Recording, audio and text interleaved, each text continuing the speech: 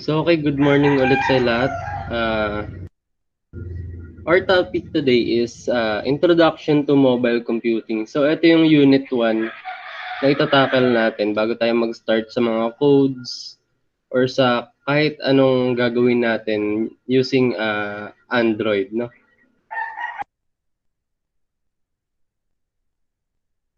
So, sa Lesson 1, so ito tayo, what is mobile computing? So, dito alamin muna natin kung ano si mobile talaga. So, kung ano yung mga pagkakaiba nila, ganyan.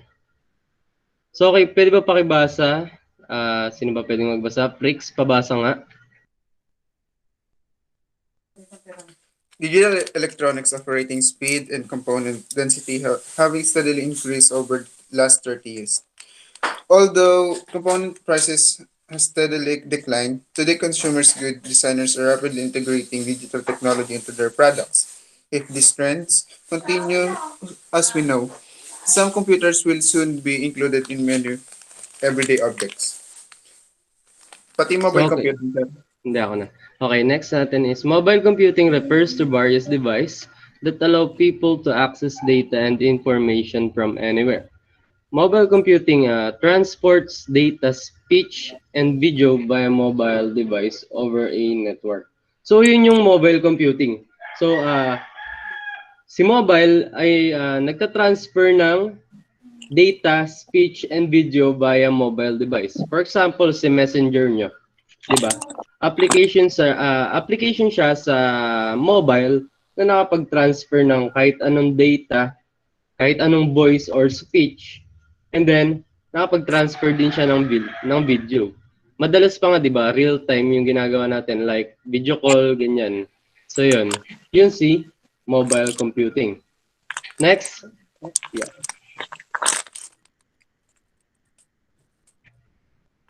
Mobile computing has many benefits, including the ability to get directions, entertain when bored, do business, and more, including the following advantages. So number one advantage is connectivity. You will always be linked to all sales channel. So ano bang example ng connectivity na nakapag-link sa sales channel? Anyone?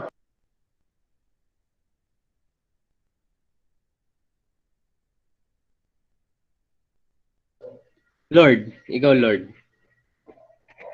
Ano ba yung example ng application na na-experience mo na nakalink sa sales channel?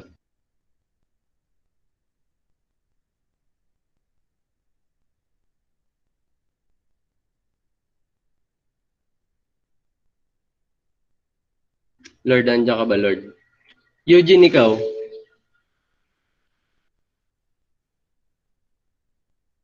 Hello, sir. Ayan, sige. Lazada, sir. Ayun, Lazada.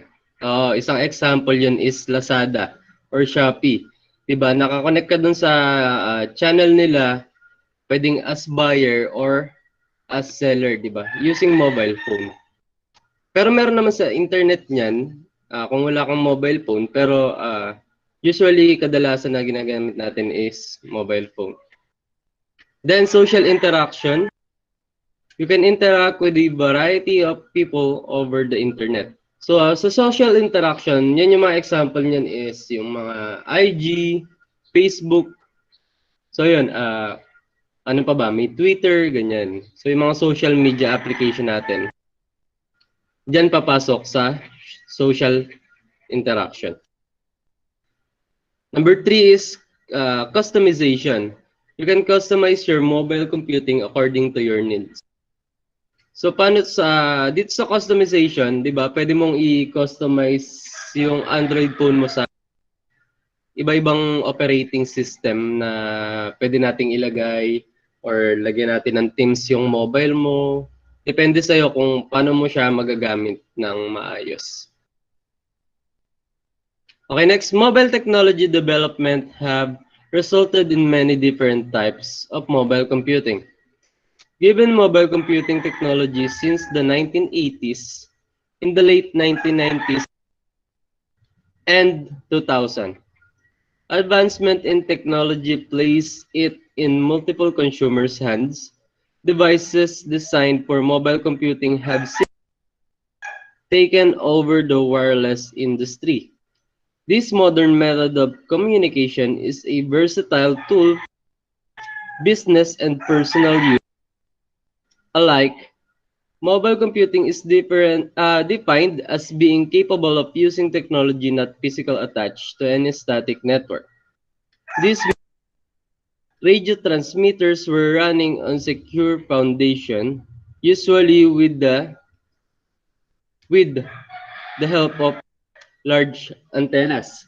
So dun sa large antennas na tinutukoy dyan is yun yung mga network providers natin like Smart, Globe, yung mga ganyan. Kasi sila yung nagagamit natin para maka-connect tayo na wireless, di ba? Siyempre, magwo-work yung mobile na. Pero, hindi siya magpo-fully function kung wala tayong internet connection or data, di ba? Minsan nga, kahit message lang, syempre, kailangan pa rin natin ng wireless connection, like connection natin dun sa mga network natin.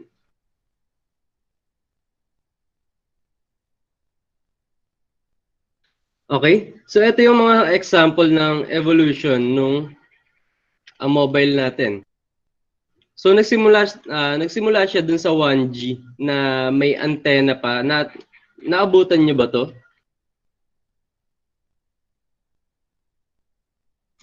Sino sa inyo nakaabot dito sa 1G na to? Kulang ata.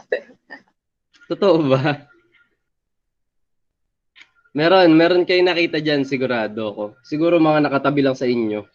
Kasi ako, may naabutan ako na 1G, pero hindi na siya nagpa-function. Kumbaga naka-display na lang sa bahay. Hindi ko siya nagamit. Ang pinaka naabutan ko talaga is etong 2G. So dun yun, ito yung mga 3310, ganyan. Yung mga ginagamit natin nung siguro elementary kayo, tapos high school ako. Yung wala pa talagang, ang pinaka-internet nyo lang dyan is yung tinatawag nila na infrared. Nakakonect siya sa website dati, so limited website lang and then limited browsing. Then pumasok yung 3G, kung natatandaan nyo si iPhone 3G, yung wala ata siyang camera sa harap. So yan yun, dyan pumasok yung 3G, and then ngayon 4G and 5G. Meron na bang 5G dito sa atin? Alam ko wala pa, no? May 5G na mobile, pero sa SIM, alam ko madalang pa yung naka 5G.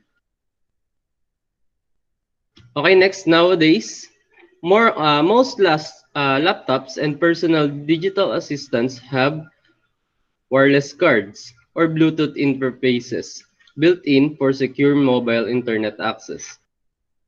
These days, mobile apps are right under everybody's nose, and access has never been easier.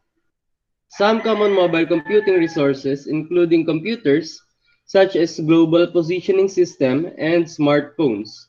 Mobile computing has progressed from two-way radios utilizing large antennas to relay important message to 3-inch smartphones devices that can do just about everything a standard computer does.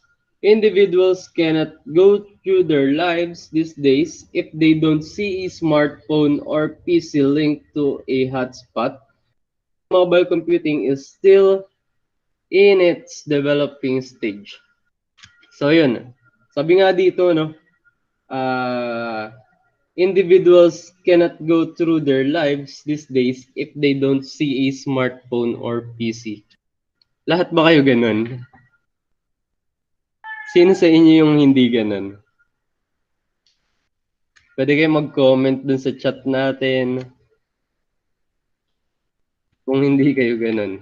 Pero sa pagkakaalam ko, halos lahat ganun. Kasi merong mga times na habang kumakain, gusto nyo, nanonood kayo, gamit yung smartphone, nag-scroll kayo sa FB bago matulog, pampatulog kumbaga. And then pagka minsan naiwan natin sa bahay yung cellphone natin, syempre pipilitin nating bumalik sa bahay at kuhanin yung cellphone. Mas nakakalimutan pa nga natin yung baon natin kaysa dun sa cellphone, di ba? So, karamihan ng tao ngayon, hindi na kayang mabuhay ng walang mobile phone or smartphone. Para sa akin, kasi yun yung napapansin ko. Kahit ako, hindi ko kaya eh. And then, lalo na kung walang internet connection, napakahirap.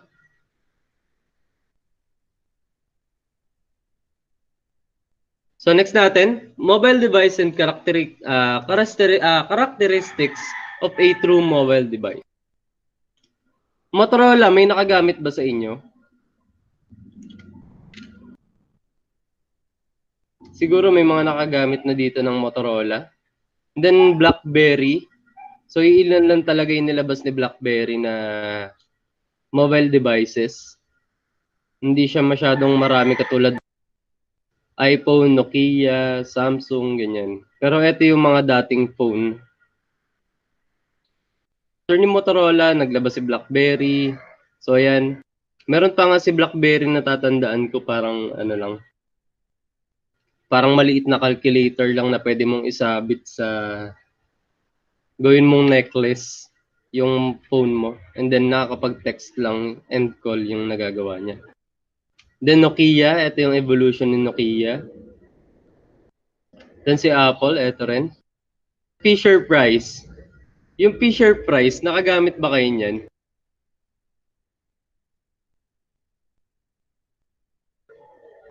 Alam ko nabilihan kayo niya ng bata eh.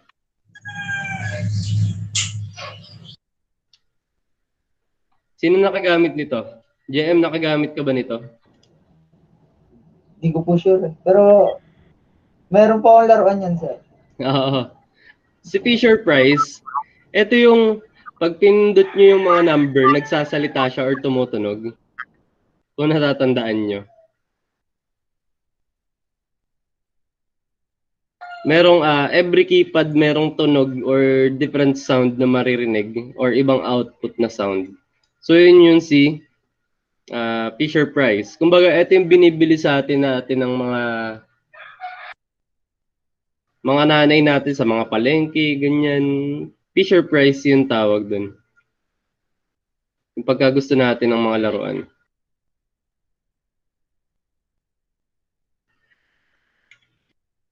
Okay, pakibasa nga, Sharalyn, andiyan ka ba? Sir, a mobile device is a digital device that is small enough to hold and work in hand for any portable computer or smartphone. A mobile device is a general term. The word is synonymous with handheld, handheld unit, and handheld machine. All mobile devices include tablets, e-readers, smartphones, and PDAs. PDAs, and portable digital music player. Mobile devices exhibit similar features. In late 2000s, new smartphones were followed by larger tablets, but others largely the same. Okay na. So, characteristic ni mobile device or si mobile device ay kaya tinawag na mobile device is handheld unit. Kumbaga, hawak lang natin siya or mabibitbit natin siya. Mabibitbit natin siya ng maayos. Kumbaga, hindi katulad ni PC, hindi mo naman siya madadala kahit saan, di ba? Pero si mobile device, syempre, kayang-kaya natin dalhin kahit saan. Kahit nagsuswimming, kumakain, or may gala man, ganyan. Kung may lakad man. And then, now typically, input and output are from a touchscreen interface. Other than the unique features, phone, tablets, and personal digital assistants can have much of a laptop or desktop computer's capabilities, but more conveniently. Digital Enterprises Assistant can provide additional business features such as automated data capture through barcode, RFID, and smart card readers. So ayun, unique features daw ni phone or tablet ay pwede rin natin siya na, yun nga, puro touchscreen na siya ngayon, di ba? And then, minsan mas mataas pa yung kakayanan niya kaysa dun sa mga laptop or computer. Siyempre, merong mga computer na hindi kayang maglaro ng games, ganyan. Merong features si smartphone na wala talaga sa desktop or laptop.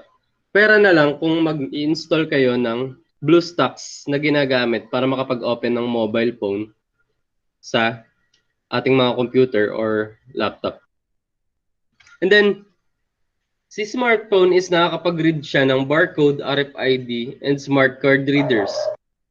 Pero may mas upgraded ngayon kaysa kay barcode, RFID, and smart card readers. Ano yung mas bago ngayon kaysa dito sa tatlo na to? Anyone? Baka may nakakalam? So yun. So yun yung mas bago. QR code. Karamihan ngayon hindi ka na makakita ng RFID, smart card readers, or barcode sa mga mobile natin. Kung mapapansin nyo sa mga ads ngayon, madalas barcode na yung mga nire-read ni smartphone natin. So, napakadali lang, i-scan nyo lang yung barcode. So, yun. Pero same lang talaga sila ni RFID.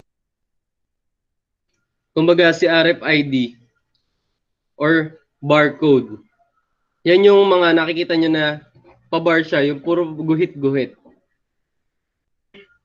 And then si QR code naman, siya yung naka-square na may code kada kulay niya dun sa loob ng box na yon. May mga different shape dun sa loob ng box. So mas mahirap i-decode ngayon si QR code kaysa kay RFID or barcode. So ito, characteristics of a true mobile device. So ito yung mga mobile device natin. And then si laptop dito, kaya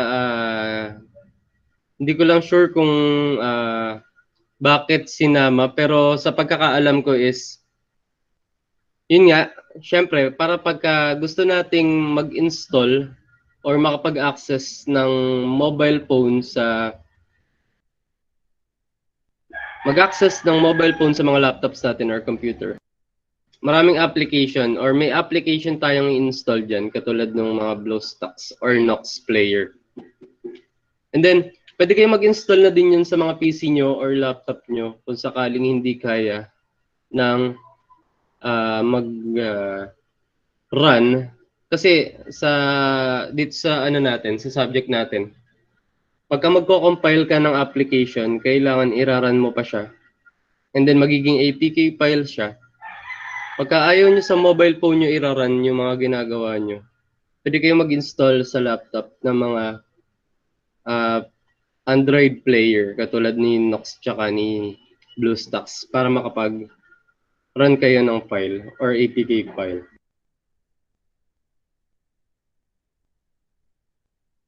Okay, next. Various developments are emerging in today's computing environment. These have expanded around the world to support existing computer networks. We find that it has eradicated the need to be limited to one physical area through mobile computing.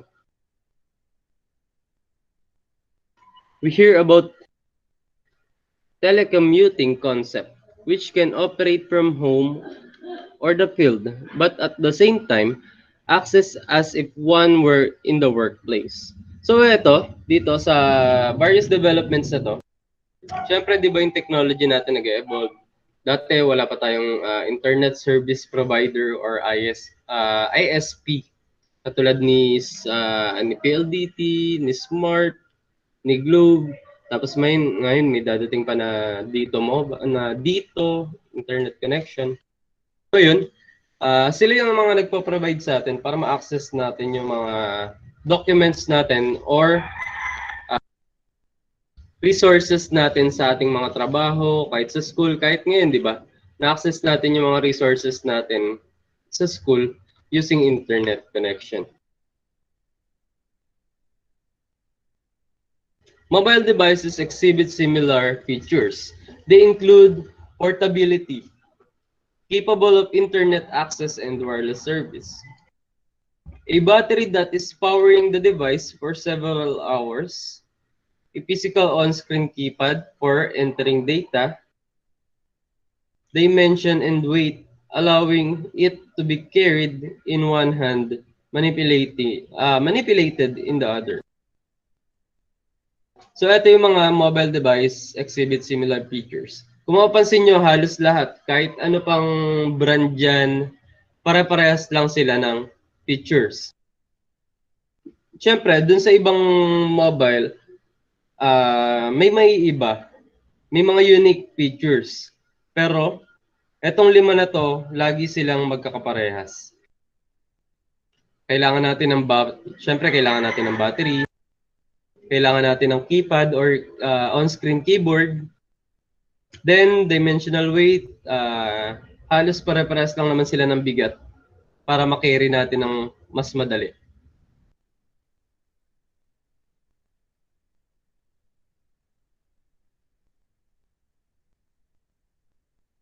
Portability. Pakibasa nga, Dancel. Dancel?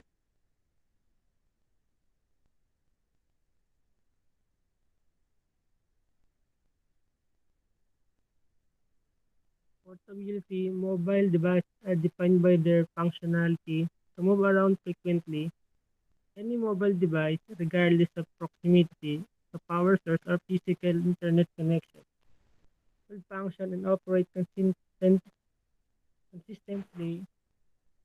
while on the move. Mobile devices typically contain rechargeable batteries to help with portability, allows for several hours more than a process without access to an external charger or power supply. So ayun, sa portability daw, syempre, para magamit natin si mobile device, kailangan natin ng battery. Kasi di ba, syempre, pag shutdown na yan, wala na tayong ma-touch dyan or hindi na natin makikita yung user interface ni mobile devices natin. And then, sabi dito, without the access ng external charger or power supply. Kasi, syempre, kailangan yung mobile devices natin matagal yung buhay. Kumbaga, pwede natin siyang gamitin mga 7 hours, ganyan, kahit nag-games. Pero madalang din yung mga mobile phone na matataas yung mAh ng battery natin. Pero yung mga bagong labas ngayon, puro matataas na yung mAh. Sa Android. And then sa iPhone naman kasi halos fix lang lagi yung mAh nila.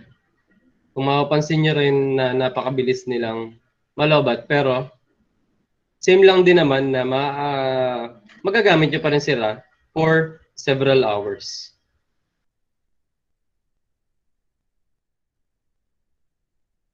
Okay, next natin, number 2. Conrad, pakibasa nga Conrad. Capable for internet access and wireless service. The term mobile device means wireless connectivity. If a mobile device lacks internet access, we would probably not consider it competent productivity tool.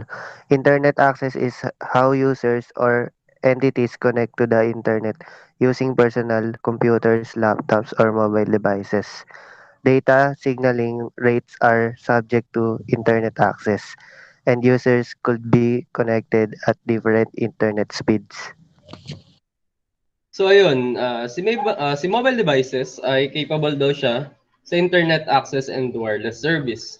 So kung mobile devices natin is hindi na nakakapag-data or nakakonect sa Wi-Fi, mas maganda kung itatapon nyo na yung cellphone nyo. Or kung wala namang pamalit, pwede naman kayong magpagawa or ipagawa nyo siya sa gumagawa ng mga mobile devices. Kasi wala na talaga siyang gamit kung hindi ka talaga nakaka-access sa internet or sa wireless service. Kasi yun nga, karamihan ng mga ginagamit natin ngayon na application is more on online. Like Facebook, ganyan, Google Chrome, puro online siya. And then, kasi kung hindi ka makaka-connect sa wireless service like mobile data natin, syempre, hindi ka rin makakapag-send ng messages or makakapag-phone call. Pwede yun, gagamitin mo na lang siya pang music. Okay, next natin. Number 3, Rika, pakibasa nga Rika.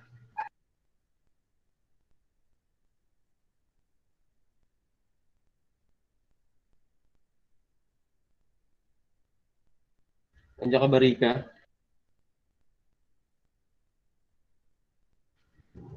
Nakatulog na ata si Rika. Sige, Moralos. Ikaw nga, Moralos. Battery, sir.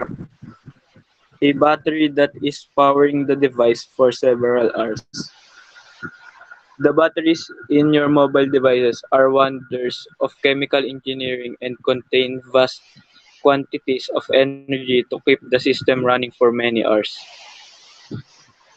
Most modern mobile devices are lithium-ion batteries consisting of two parts, a pair of electrodes and an electrolyte in between. These electrodes are made of vary, but they all depend on lithium chemistry. There is a reactive material that appears to interact with other elements. It can take fire in the air, so that most batteries use a safer form called lithium cobalt oxide. Pure lithium is so reactive. The, the electrolyte, usually a liquid organic solvent that allows the electrons to move between them, is between the two electrodes. The lithium cobalt oxide molecules absorb and retain particles while the lithium ion battery is charged, and they can release when they are in use, as when your mobile phone is running. Sir. Okay, thank you. Ayun, si Rika, ayaw palang ma-on ng mic niya. So, ayun. Si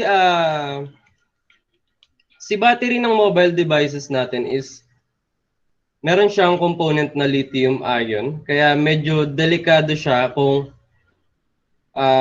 itatapon natin yung pinaggamitan natin ng mga battery sa mga kung saan-saan lang dyan kasi pwede siyang maka-poison. Kasi poisonous din si lithium ion. Kaya sa ibang bansa, meron ako nabasa na yung battery talaga nila is parang binabaon na lang nila sa lupa or meron talagang tiga-collect ng mga disposable battery nila galing dun sa mga mobile devices natin. Pero ngayon, hindi naman natin kailangan na itapon ito kasi hindi naman natin siya naaalis sa mga mobile devices natin. Karamihan kasi ngayon sa mga mobile device ay hindi na natatanggal yung likod na case niya, di ba? Dati kasi may mga mobile device na natatanggal yung case, then pag sira yung charger port natin dun sa mobile device, charge natin siya gamit yung universal charger. Uso pa dati yun eh. Pero ngayon, pag nasira yung charger port mo, ipaayos mo na kasi hindi mo matatanggal yung likod or hindi mo maaalis yung battery. Pero na lang kung bubuksan mo or i-unscrew mo yung mobile device mo, hahatiin mo sa gitna para makuha mo yung battery niya. Ganun na siya ngayon. So the capacity of batteries, the battery capacity is measured in 8,000 hours or mAh. To demonstrate how much power the battery will provide over time. For example, if a cell has a power rate of 1,000 mAh, 1,000 milliamps of power may be supplied for 1 hour. The cell will last around 2 hours if your system uses 500 milliamps of electricity. So ayun, dumedepende pa rin dun sa system natin kung gaano karami yung milliamps na magagamit natin. Ito yung example natin, di ba? So ngayon, meron ako nakita na cellphone na parang mga 5,000 milliamps. So kung tatagal siya ng 2 hours, nagagamit siya ng 500 milliamps. So mas mataas yung capable niya, aabot siya ng 10 hours na paggamit ng cellphone. So, depende pa rin talaga sa paggamit nyo kung gaano tatagal yung mobile device. Kung gaano tatagal yung charge ng mobile phone natin. Siyempre, meron kasi mga mobile phone na mabilis ng malobat ngayon. Nasisira din kasi yung mga cell dun sa loob ng battery natin. Kaya bumababa or bumibilis siyang malobat. Kasi hindi na siya nag-charge ng maayos dahil kulang na siya dun sa loob niya. So, okay. Through the lithium-ion battery is extremely secured, it catches fire or explode quite rarely, such as Samsung Galaxy Note 7 incident. But why do batteries sometimes explode? So, ayun. Naka-experience na ba kayo na sumabog yung mga mobile devices nyo or nasunog yung battery nyo? Meron ba dito naka-experience nun, nasiraan ng cellphone or nasunog?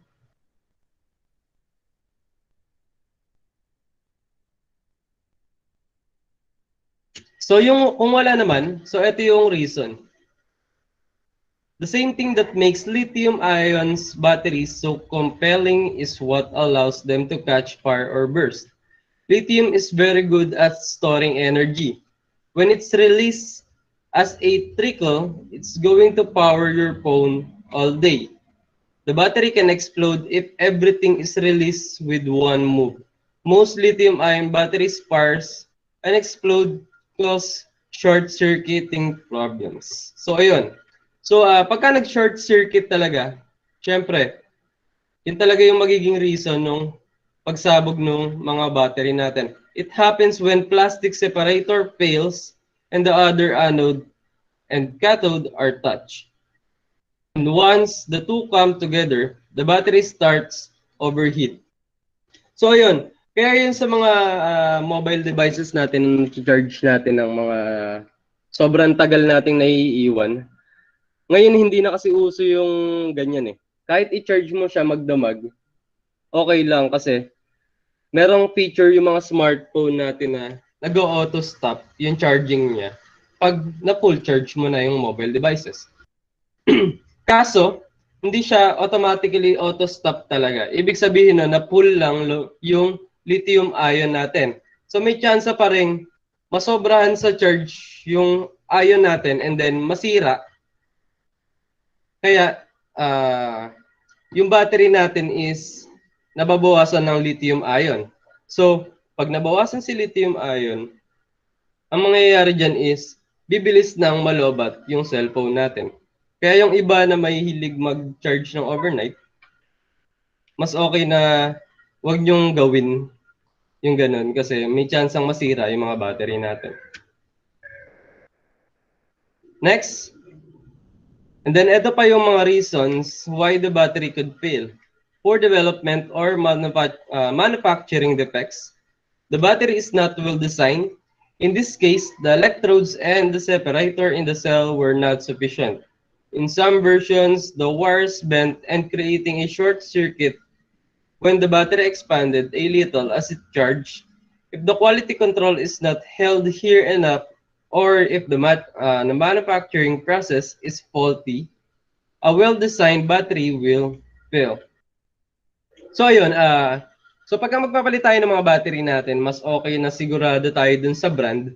Kasi, syempre, pag may brand siya or may pangalan, is sigurado manufactured well yung battery natin. Kasi, di ba, may inaalaga ang pangalan yung mga company na yan, kaya sinisigurado nila na mas maayos yung pagkakagawa nila dun sa battery na yan.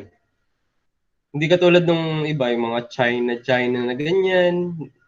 Ako naniniwala pa rin ako sa original kaysa dun sa China. Kasi merong ibang naniniwala na syempre sa China din ginagawa yung mga gamit natin na yon. Pero yung mga parts niya, syempre hindi sa China nagmumula. Doon pa rin sa mismong manufacturer. For example, nasa US yung manufacturer, pinapadala lang sa China para si China yung magbubuo. Pero manufactured siya sa ibang bansa at hindi sa China. Okay? Next, external factors. Extreme heat is nearly guaranteed to cause failure. Batteries left too close to hit a source or cut in a fire were known to explode. Other external factors may also cause the lithium-ion battery to fail. When you drop the phone too hard, there's a risk of damage to the separator and hitting the electrodes if you pierce the battery. Either in you will most likely cause a short circuit. So yun, ito yung mga reason kung bakit nag-short circuit siya. Pwede siyang nainitan or nasunog.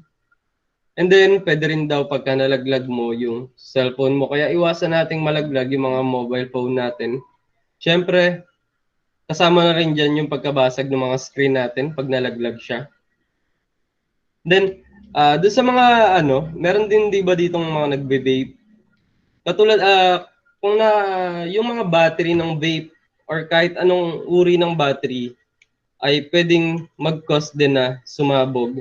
Kasi ayun nga, pwede nga ma-damage yung separator para ma-hit yung electrodes ng battery natin. So, kung kahit anong battery man yung ginagamit nyo, kahit hindi battery ng cellphone, same lang din yan, na maaari ding sumabog kapag ka nalaglag siya. Kaya ingatan natin yung mga battery natin, kahit yung battery lang na AA, ever-ready. So, ganun pa rin yung magiging sanhin yan. Sasabog at sasabog pa rin siya pagka nag-short circuit siya. And then eto, next, charger issue. A poorly designed or improperly separated charger will damage the lithium-ion battery as well.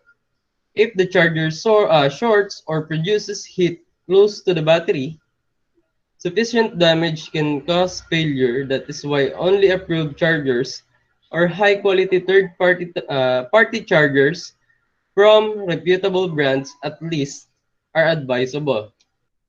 Incorporated safeguards are used with lithium-ion batteries to avoid overcharge. Although it is improbable overcharging is a sure way to overheat a battery if such safety measures fail. So ayun, sabi ko nga kanina, meron talagang mga batteries na kapag na-charge mo na is automatic, hindi na siya mag-charge. Pero pwede daw mag-cause pa rin siya ng battery failure. And then, kung meron kayong mobile devices na nasisira yung charger, mas okay na bibili kayo nung approved na charger para dun sa mobile phone nyo talaga. Kasi, kung bibili lang kayo dyan sa mga tiyanggi-tiyanggi, yan, yung mga umiilaw-ilaw na charger natin, malaki yung chance na masira pa rin yung battery natin kasi hindi para dun sa battery natin yung charger na ginamit natin. So yun, kung mapapansin nyo, minsan napakabagal mag-charge nung nabibili natin sa palengke kaysa dun sa mag-charge tayo gamit yung mga talagang charger ng mobile devices natin. Kaya mas okay, kung masisiraan man kayo ng charger, mas okay na bumili kayo na same charger para dun sa mobile devices nyo talaga. Okay, next, physical on-screen or keypad for entering data. Pakibasa nga. Edward, nandiyan ka ba?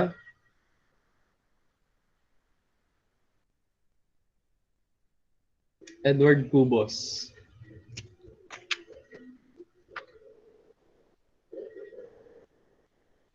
Wala ata.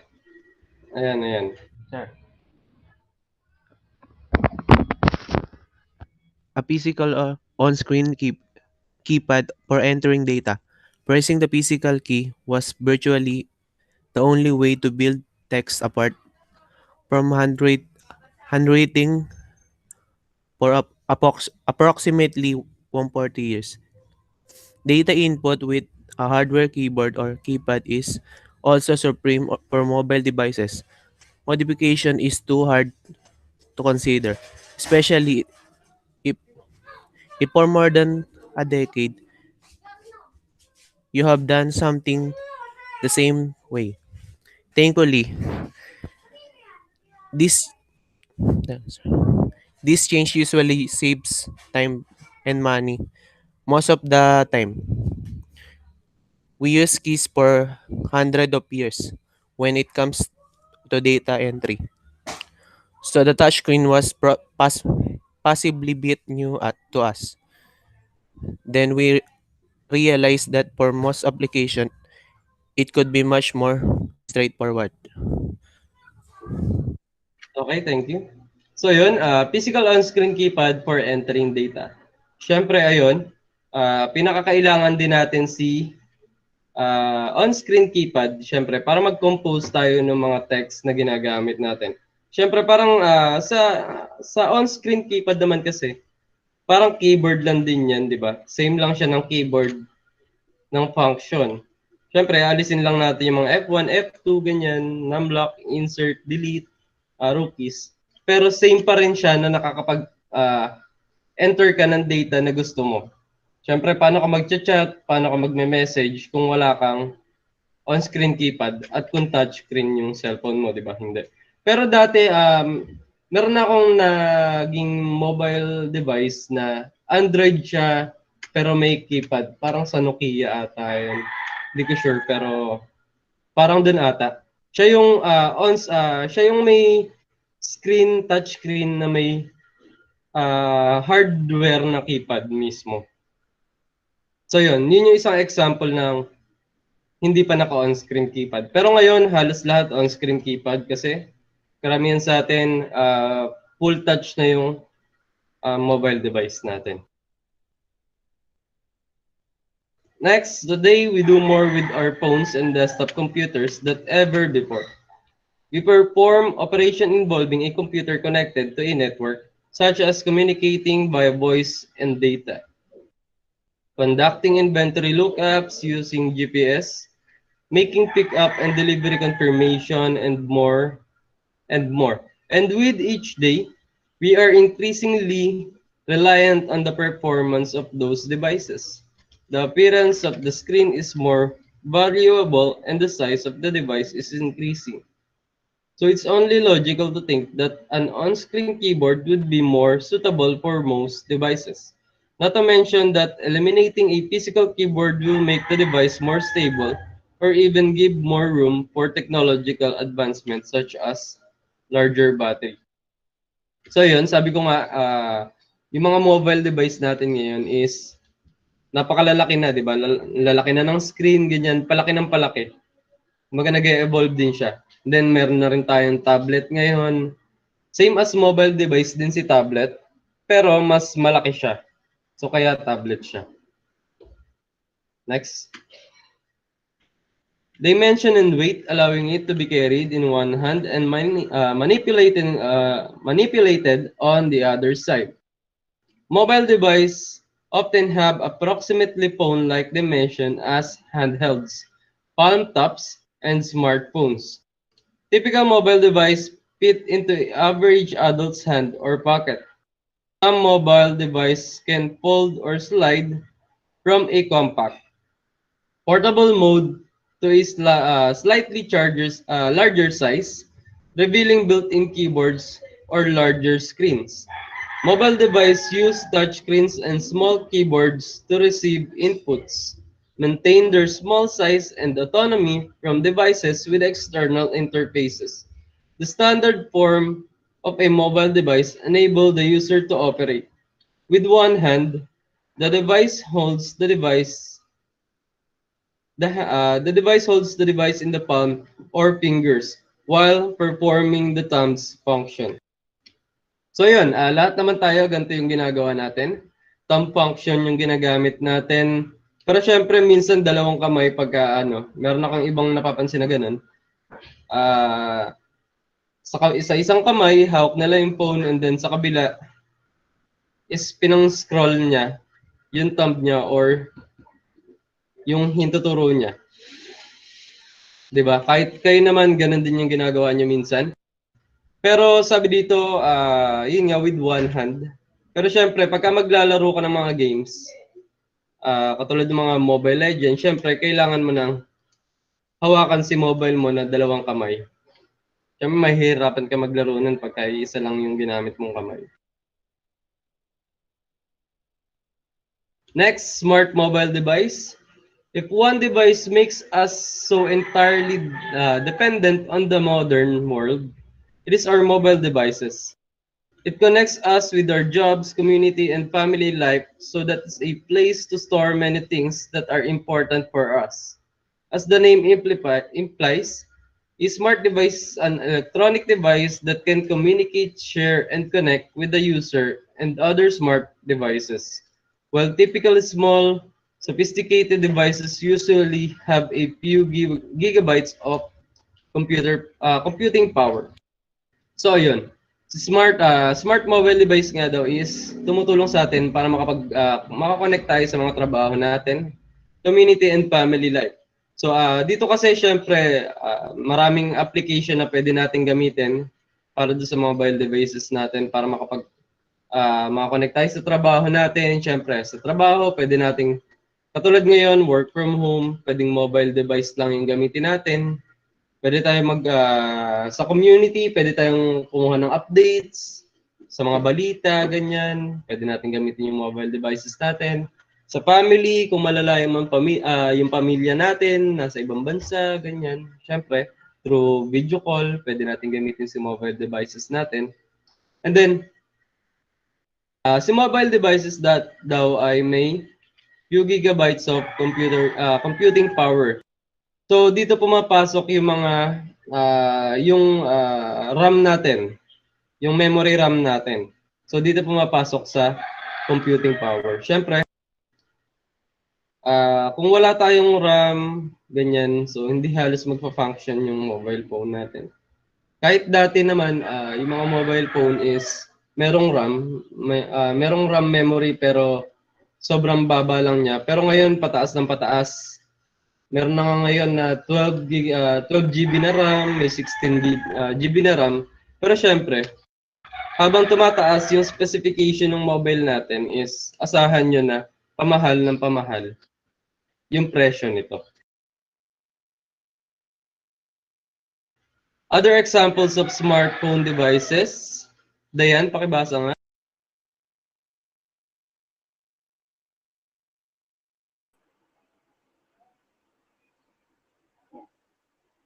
Smartphones.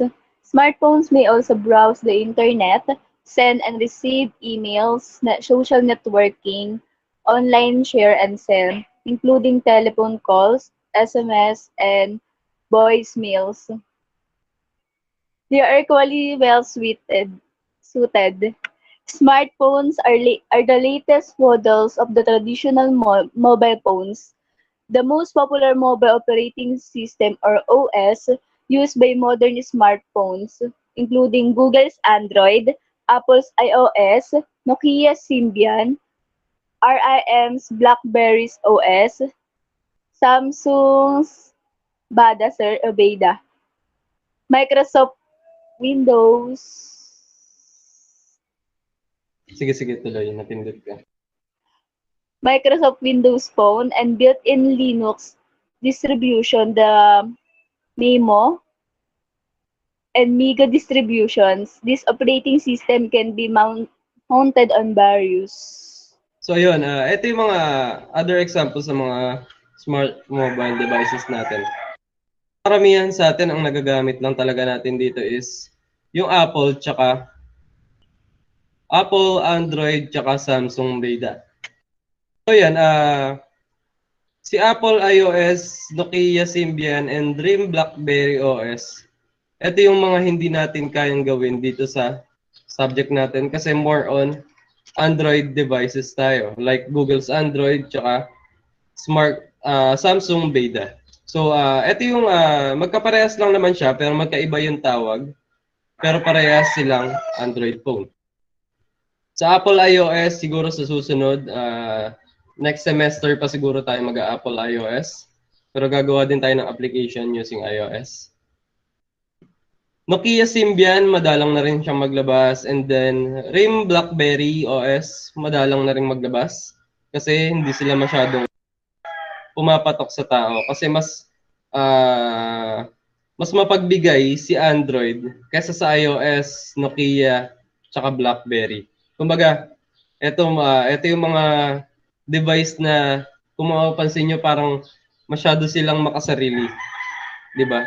Meron kasing application na hindi natin pwedeng i-download sa iOS na Android application, and then merong iOS application na wala sa mga Android devices natin. Next, smartphones. Smartphones may also browse the internet, send and email and receive emails, social networking, online share and sell, including the telephone calls, SMS, and voicemails. They are equally well suited. Smartphones are the latest models of traditional mobile phone, the most popular mobile operating system used by modern smartphones. So yan, naulit pala siya. So ito yung example nung tatlo. So meron tayo ditong BlackBerry, ayan, meron tayong iPhone. So meron silang mga pagkakaiba, pero si BlackBerry, hindi ko sure kung may nilabas siya na touchscreen. Pero smartphone pa rin si BlackBerry kasi meron siyang, pwede mo siyang i-connect sa internet, meron din siyang, pwede kang mag-download ng games kay BlackBerry. Pero limited lang din yung mga nade-download mo sa kanya.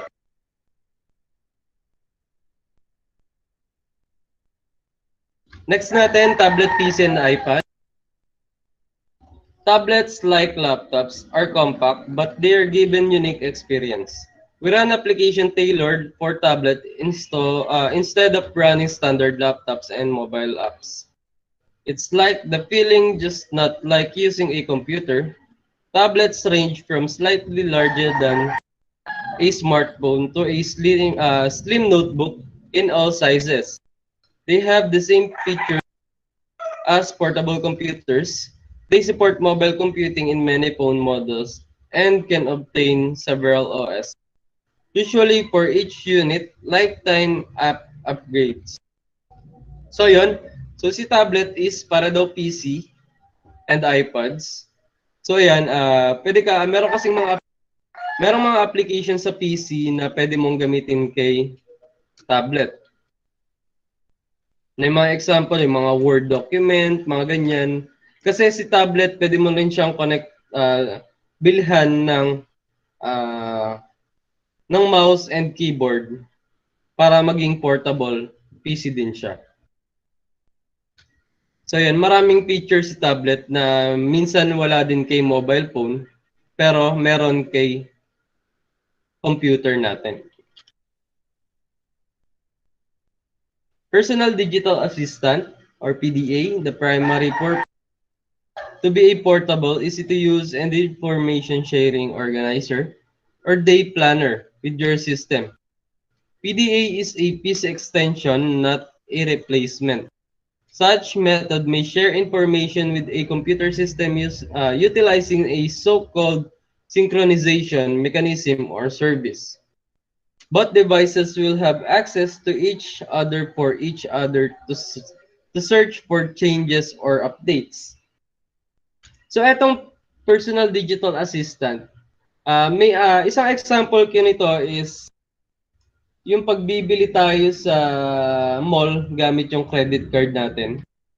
Kung mapapansin nyo, meron silang ganyan na PDA. So dyan ini-insert or sinuswipe yung mga credit card natin para magkaroon ng changes dun sa account natin na ibig sabihin nakapagbayad na tayo. So yun, hindi siya mobile device talaga. Nakakonect lang siya sa computer natin, and then merong mga pwede kang ilagay dyan na mga folder, ganyan, para mas ma-monitor natin kung may changes ba dun sa folders natin na yun. Ma-access natin dun sa PDA na gamit natin. Next, wearable technologies, known commonly merely as wearables, are technologies, devices that individuals can physically wear to monitor, interpret, and distribute personal data. These smart Internet of Things device can track biometric data, heart rate to sleep patterns, and become popular with consumer technology in the gaming and fashion industry. Wearables are most closely related to the fitness and wellness industries. Smartwatches, including a Fitbit or an Apple Watch, have pioneered how we monitor everything from heart rate to our everyday routine. So yun, yung mga wearable technologies natin, so napakarami niyan. So yun yung mga ginagamit natin minsan sa pang-araw-araw kung bumibili tayo ng mga ganyang wearable technologies. So nadagdag din dyan yung so ito may Google Eyeglass tayo dito, ayan, smartwatch, may ring pa nga. So yung ring, madalang na rin maglabas niyan, pero maganda rin siyang gamitin. Pero halos lahat ngayon smartwatch yung ginagamit or karamihan sa mga mga consumer ngayon. Patok talaga yung smartwatch kasi makakapag-call ka, makakapag-text, makakapag-music ka using smartwatch mo. And then ito kasi ang function nito is ko-connect mo lang siya through Bluetooth dun sa mobile device natin para kahit hindi na natin gamitin yung mobile device natin. Si smartwatch na yung magpa-function para sa kanya. Kumbaga nagta-transfer siya ng data, nagta-transfer si phone ng data kay smartwatch. Kunyari may nag-text or nag-message sa'yo, makikita mo dun kay smartwatch mo. Developments in mobile technology. In our everyday lives, smartphones have become an important feature. It's becoming an integral part of who we are and how we work. Within the list of items that people cannot do without smartphones are so the top items. Smartphones haven't always been smartphone we've got. They have changed and evolved from the simple telephones, one set that allows us to make phone calls that almost do everything. They have earned their popularity in their group, known as smartphones. With advanced technology, any telephones not in this group are referred to as non-smartphones. So ito yung mga latest developments sa mobile technology natin. So AI, artificial intelligence. So AI has entered our mobile environment. Although the day is yet to come, we see development in mobile AI. These are all examples of AI that can also be activated on your mobile devices right now. In addition, these common AI types mobile apps currently use voice recognition to promote hands-free use and eventually improve user experience. You may be acquainted with any of the following. So ito yung mga iba-ibang AI natin. So meron tayo dito si Amazon Alexa. So flexible digital assistant who answers questions and performs all kinds of tasks. It can communicate with voices, play music, build to-do lists, set alarms, play podcasts, play audiobooks, deliver weather, traffic, sports, and other real-time news. Alexa can also power a range of smart devices by using it as a house automated system. Kung nanonood kayo ng mga vlog, madalas nyo na rin nakikita or napapanood si Alexa. So, meron akong dalawang vlog na napanood kay Alodia, kung kilala niyo si Alodia. Meron siyang isang house tour na gamit si Alexa para mag-open ng lights sa bahay, 'di ba? Mag-open ng mga computer, TVs, ganyan. So, si Alexa is ganun siya mag-function. Pwede siya sa home automated system. And then, yung isa pa ni Alodia na Alexa is nandoon sa parang van niya yung van na automated van ni Alodia. Kung mapapansin nyo, ando si Alexa na pwede kang mag-play ng music, pwede kang mag-on ng lights, magbigay ka kung anong uri ng light yung gusto mong gawin. So yun, utusan mo si Alexa na buksan yung TV or mag-karaoke, ganyan. So yun yung function ni AI Alexa. Then next natin is Siri. Siri's Apple Assist with voice recognition and artificial intelligence for iOS and macOS computer. So si Siri naman, more on iOS lang siya, and then macOS computers. So pwede mo ring utusan si Siri kung ano yung gusto mong gawin doon sa smartphone mo or sa iOS phone mo and sa macOS computers mo. For example, gusto mo magpa-search ng ganitong word kay Siri, syempre, isa-search niya yun. Pwede mo ipa-open yung music mo sa iOS mo, i-open ni Siri yan. Cortana is the next natin is Cortana. Cortana is the Windows Phone 8.1 and Windows 10 smartphone personal support and information navigator name. Cortana builds on the Tell Me voice technology of Microsoft, which Microsoft acquired in 2019. Doon sa mga Windows 10 na PC natin ngayon, makikita na rin natin si Cortana doon kasi magagamit natin yung si Cortana pagka magsi-search tayo sa mga computer natin. Pero kung meron kayong mic. Pero kung wala, hindi magpa-function si Cortana kasi voice activation din naman si Cortana sa mga PC natin. Okay, next natin si Assistant to Google. Assistant to Google is the virtual assistant of Google. This application is an evolution of Android's Google Now feature that gave you information without asking. It is competing with Siri of Apple, Alexa of Amazon, and Cortana of Microsoft. So yan, karamihan sa atin naka-Android. Siyempre, nagagamit natin si Assistant to Google. Merong iba parang naboboard lang na gusto na lang magpa-search or kausapin si Assistant to Google. Siyempre, lahat ng itatanong nyo sa kanya is isi-search lang din niya dun sa Google. And then, nandun lang din yung sagot para mabasahin lang niya. Pero, same lang din siya ni Siri, Alexa, and Cortana. Pero, pang kay Android devices lang si Assistant to Google. The next natin, location-based technology. Your smartphones and tablets are monitoring your location. Mobile application also follow your position with your permission. The time a new app is downloaded, you request permission to use your location. You may not be able to use it in any apps of their fully potential without giving them access to your site. Thinking of a ride-sharing service like Uber for starters, they need your exact location to link to the car. So ito, si location-based technology, ito yung mga parang yung GPS natin.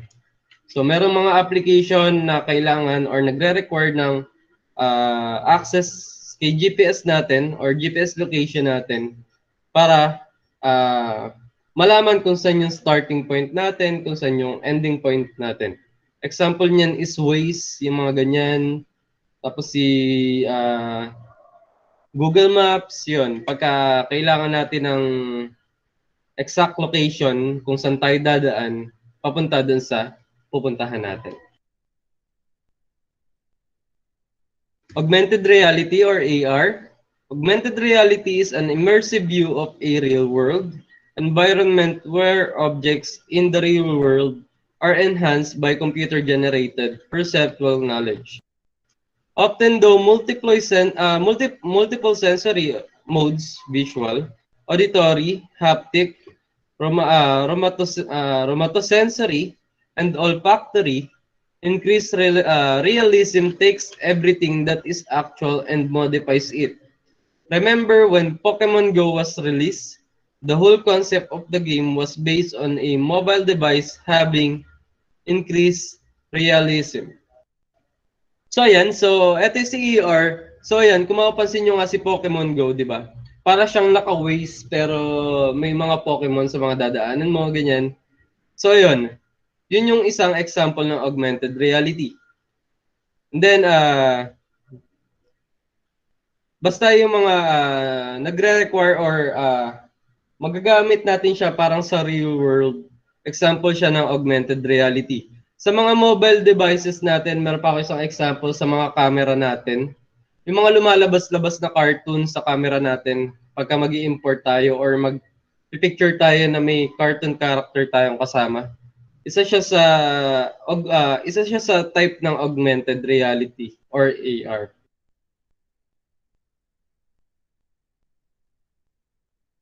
Enhance mobile security, the understatement would be to say the protection is critical. Mobile device security is the complete protection of data on mobile devices and the network linked to them. Popular mobile devices on the network include smartphones, tablets, and personal computer. So yun, sabi nga dito, mas matindi na yung security ngayon ng mga mobile devices natin para maprotektahan natin yung mga files natin. For example, dun sa mga screen lock pa lang natin, syempre, matindi na yung security nito kasi kahit i-reformat natin siya, kaya kinakailangan pa rin na magta-type tayo ng password natin para ma-format yung mobile device natin. And then ayun, syempre depende pa rin sa inyo kung lalagay niyo ng mga security yung mobile device niyo. Pero mas maganda kung lalagay niyo siya kasi syempre kung sakaling mawala yung mobile device natin, ganyan, may security pa rin na hindi magagamit ng iba. And then isa sa security ng mobile device is pwede natin siya i-connect sa mga computer natin. Kung sakaling mawala siya, malalaman natin kung nasaan siya using GPS location natin. Diba? Pagka nag-open yung data ng mobile device natin, check natin yung GPS location sa ating mga computer, mag-install lang tayo ng application, malalaman na natin kung nasaan siya, or kung manakaw man yung device nyo, malalaman natin kung nasaan yung mga magnanakaw na hinahanap natin.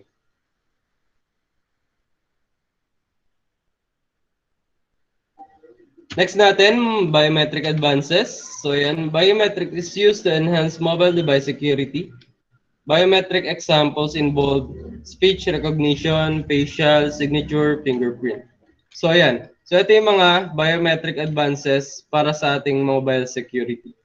So sa speech recognition, hindi naman tayo gumagamit yan. Kadalasan ginagamit natin is fingerprint sa ngayon. Fingerprint tsaka facial recognition. Okay, advancement of mobile cameras. Most digital cameras are produced today are digital. Many more cameras apps, along with smartphones, can use their cameras to trigger live video, telephony, and edit and upload pictures to people directly. The main advantage of camera phones are cost and compactness. The addition is negligible for a user who still carries a mobile phone. Cameras on smartphone can run mobile apps to add geotagging and image stitching capability. So ayun, syempre pagka dun sa mga camera natin, di ba? After nating mag-picture, pwede nating i-edit yung mga picture na kinuha natin, di ba? And then advantage pa nito is hindi mo na kailangang bumili ng mga DSLR na camera ganyan kasi ngayon sobrang tataas na ng megapixel ng mga camera ng mga mobile natin. Katulad kay iPhone ganyan, kay Huawei. So yan sila nagpapataasan sila ng megapixel and then kung ilang camera yung nasa likod ng cellphone nila. Iba nga 4 na yung camera, di ba? So hindi na natin kailangang bumili ng legit na camera like DSLR or what kasi pwede naman tayo mag-picture and then i-edit natin para mas magandang resolution. Pwede natin siyang i-edit sa Lightroom, di ba? Meron din tayo application na ganyan sa mobile devices natin. Then, ito, resolution and display. The resolution of the display or screen to define is the number of pixels. Only one small point on the screen is an individual pixel or a discrete picture element. Many of those dots make up the whole image on the display of your devices. The screen size, as a general rule, the higher number is better than you think of smartphone display. The display size, the number of pixels, and how small this, known as pixel per inch or PPI, are in this resolution category. So ito, sa display na to is parang si Photoshop. Pag mas mataas yung pixel display mo, syempre mas malinaw yung screen resolution mo. So yun lang naman si resolution and display. Ito, isa to.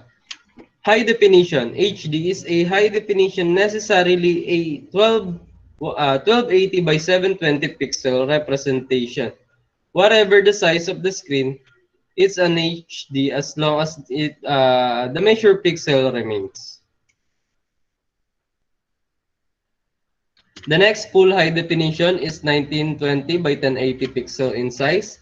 Again, the pixel is dense. The pixel density is determined by the size of the screen.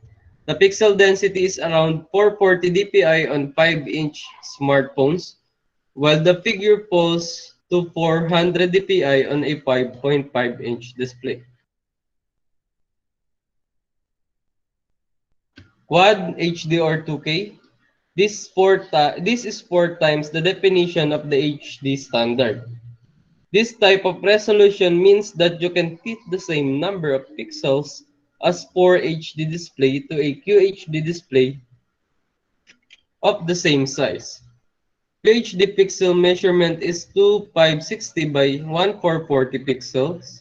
The QHD 5.5-inch display has pixel density of 538 ppi. The pixel density of the 5.5-inch Full HD screen is 400 ppi for comparison. So kumbaga itong mga display na to, kung napapansin nyo, kada tumataas yung display or inches, mas bumababa si DPI na si PPI natin. 'Di ba? Syempre, katulad dun sa Photoshop natin, habang lumalaki yung image nyo is bumababa si resolution.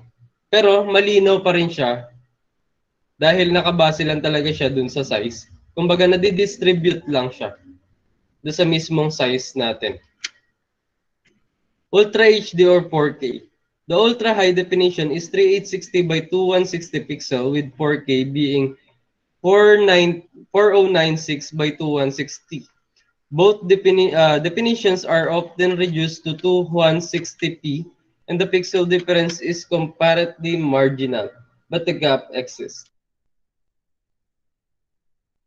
Mobile device display. The smartphone displays types are advanced, LCD, OLED, AMOLED, Super AMOLED, TFT, IPS, and several other display types that are less common smartphones today, TFT, LCD. So ayun, ngayon, yung mga smartphones natin as kadalasan hindi na siya LCD, puro OLED and AMOLED display na siya. So ito yung LCD, Liquid Crystal Display, LCD, and its name refers to the array of backlight illuminated liquid crystal. Their ubiquity and relatively low cost make them a popular choice for smartphones, many other device. So ito kasi si LCD, si liquid crystal display is yung mga computer nyo, di ba?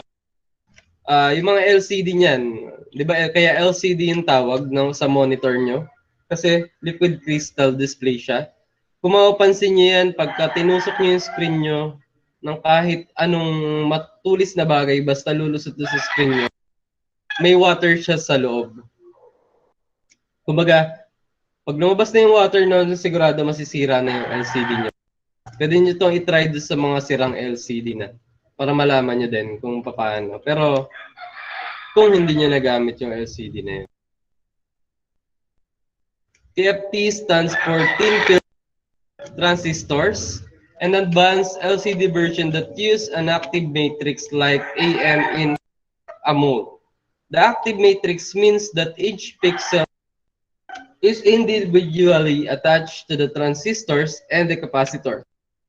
TFT has relatively low manufacturing cost and improved comparison to conventional LCDs as significant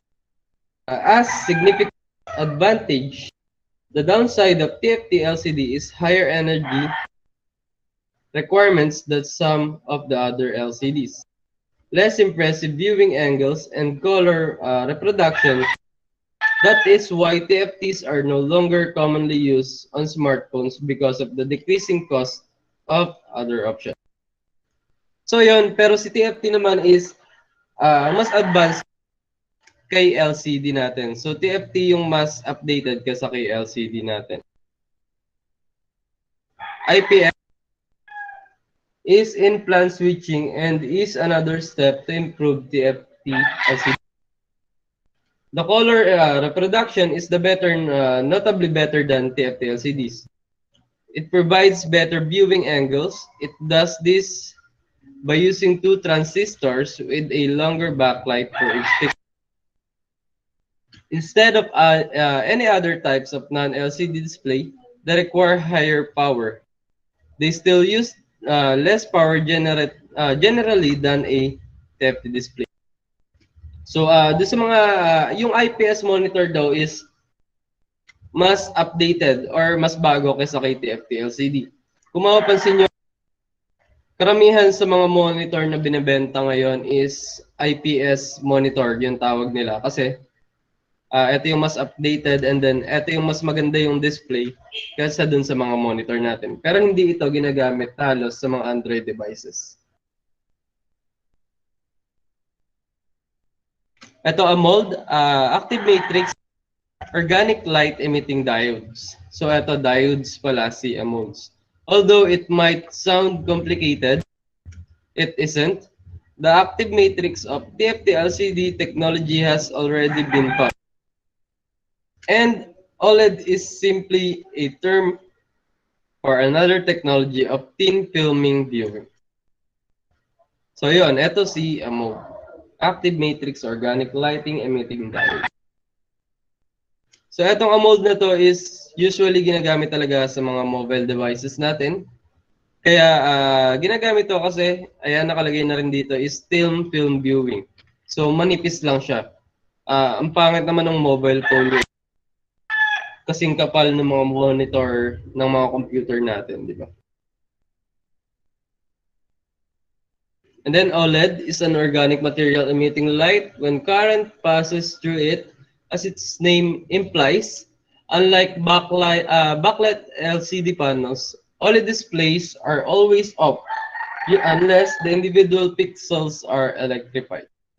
So yun, kaya nakalagay dito is always off kasi syempre kailangan mo ng electric current para mag-on yung monitor mo or yung display mo pagka si OLED yung gamit mo.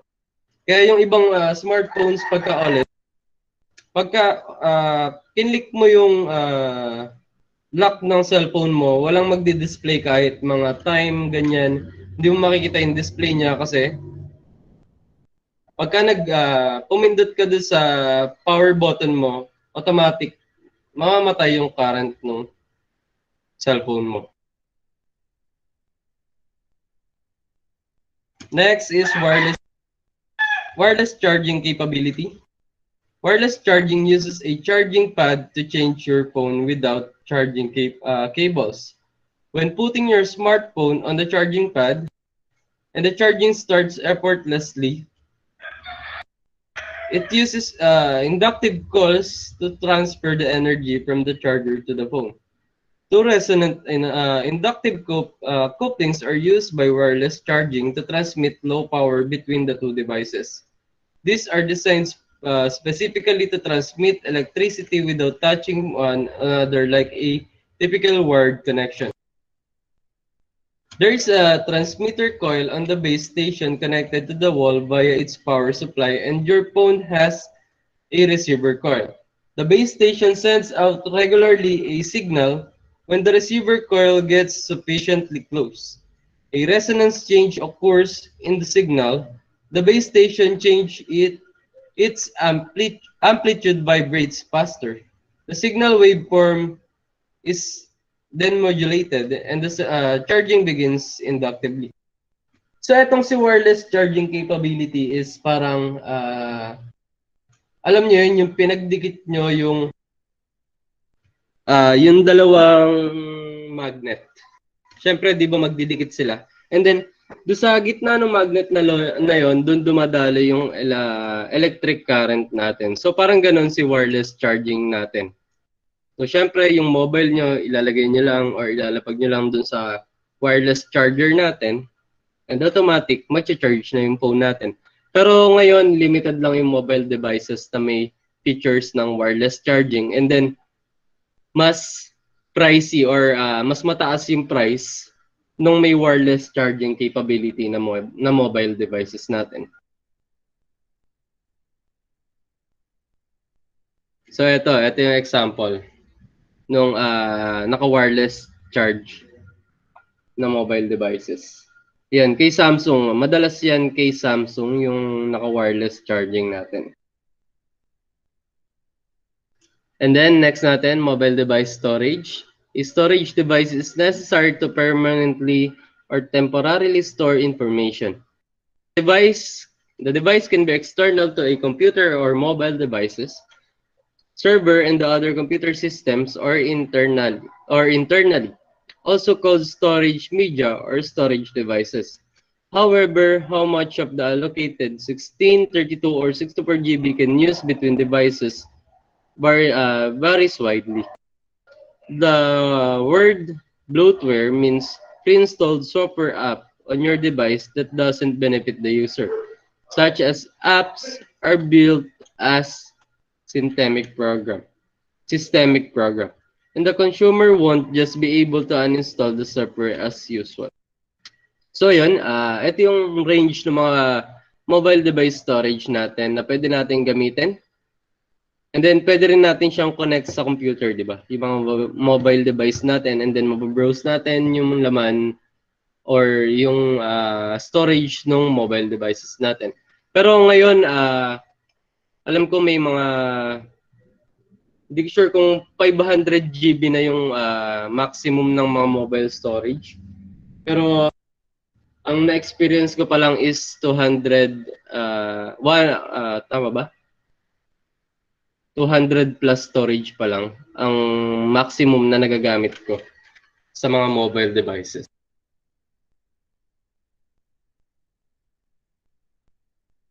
Ito, internal memory and external memory. Internal memory, it is essential to understand the difference between internal and external or expandable memory when considering any device's memory specification. Internal memory is a manufacturer installed storage space, typically 16, 32, or 64 GB, which installs the operating system, pre-installed programs, and other system software. The total internal storage cannot be expanded or reduced by the owner if your phone has only 16 GB, or internal storage without expansion slot. It is the only storage area you can have, and remember the system software is already using some of this. So ayun, kung kaya mapapansin nyo, yung mga internal storage natin is hindi na sakto. For example, sinabi nila 64 GB. Pagka tinignan nyo siya is 60 GB na lang yung natitira. Siyempre, kasi yung mga operating system natin ay naka-install na agad dyan sa mga cellphone natin. So kaya, siyempre, kailangan din ito ng storage, kaya nababawasan na agad yung internal storage natin. Pero siyempre, meron naman memory slot yung mga mobile phone natin. So doon napapasok yung external memory or yung mga SD card. Pero, yung ibang mobile devices, hindi na, dati, yung ibang mobile devices, hindi siya nalalagyan ng external memory. Pero ang maximum nila is 16 GB memory. Kaya merong mga mobile device na hindi talaga magandang bilhin dati. Dahil ayun, hindi nalalagyan ng external memory. So yan, next natin, external memory. External storage is often used to store information that is less accessible to desktop, laptop, server, or mobile apps, such as Android, iOS, smartphones, or tablet. External memory refers to micro SD card, removable or similar. Many devices with a micro SD card slot are sold with a card that has already been installed. Not all phones have much storage space and not all phones can add external memory. So yun nga, if storage is important to you for music, image, or other user-added media, a significant consideration would be the ability to add another 32 GB or even a 64 GB card reasonably cheaply.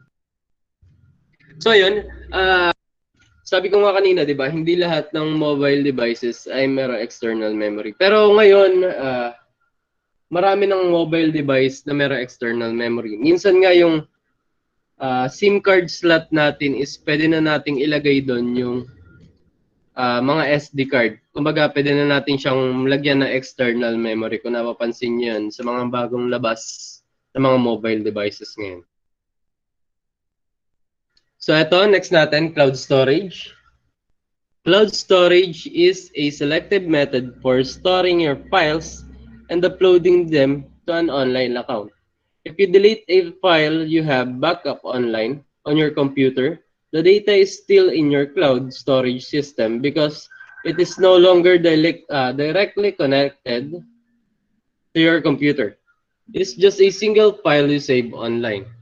Mobile cloud storage is a type of cloud storage accessible on mobile devices like laptops, tablets, and smartphones. Mobile cloud storage providers provide service that allow user to build and arrange files, directories, music, and image. Similar to other cloud computing modes, people as well as business use this service. So ayan, si cloud storage is parang external memory natin, pero na-access natin siya sa internet. Isang example nito is Google Drive. Diba? Google Drive is one of the cloud storage, diba, na magagamit natin kasi so ayun, magagamit natin siya online pero nai-install natin siya sa mobile devices natin or sa mga computer, ganyan. So meron dyan yung mga mega.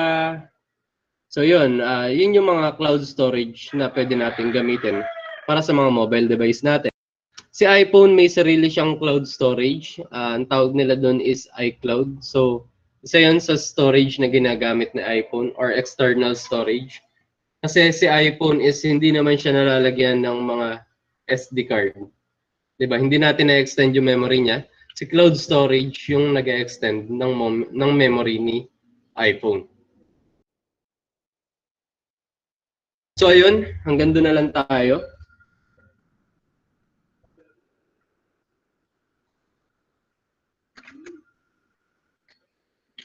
So ayun, hanggang doon na lang tayo. Hanggang doon lang yung topic natin ngayon.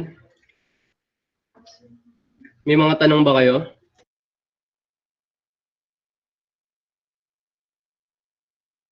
May mga tanong ba kayo? Baka may itatanong kayo or what?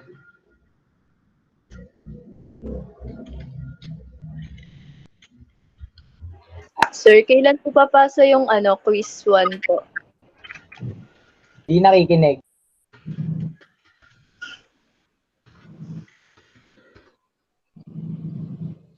Meron ako nilagay doon na deadline hanggang next week. Kumbaga, pwede niyo siyang gawin kahit anong araw, pero hanggang next week siya. Kumbaga 7 days.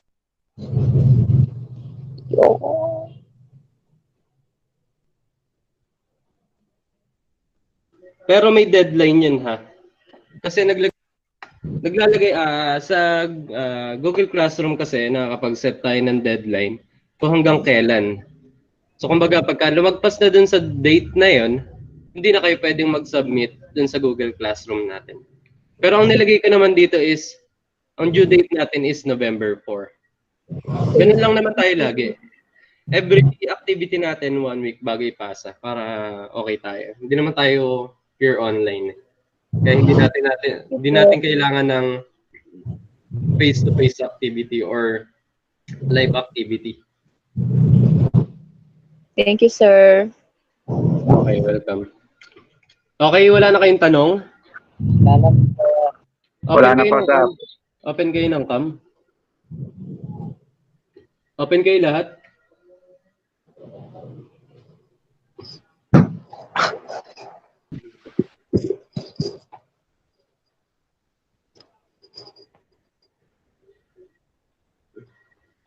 Oy, open kayo lahat ng cam. O, andiyan ka pala, King. Hindi kita napansin. Sir, malalaman mo kung nasan ako, sir. Asan ka? Sabihin mo. Nasa jowa mo, ikaw na naman. Saan yan? Sa Jollibee lang, Jollibee ba sir. yan? Bida ang saya ah. Napunta ka ng Jollibee. Ganyan naman mag-Jollibee mag-jowa. Nagpa-load lang, sir. Nagpa-load ka sa Jollibee? Opo, sir. Load yan. Naubos na nga, sir. Kayo. Christian, Christine, Sharaline, Ansel, Edward, Erica, Eugene, Jeo, open. Jomar, JM, Jester, Irish, Mark, Jay, Rudeline. Stop ko na siya.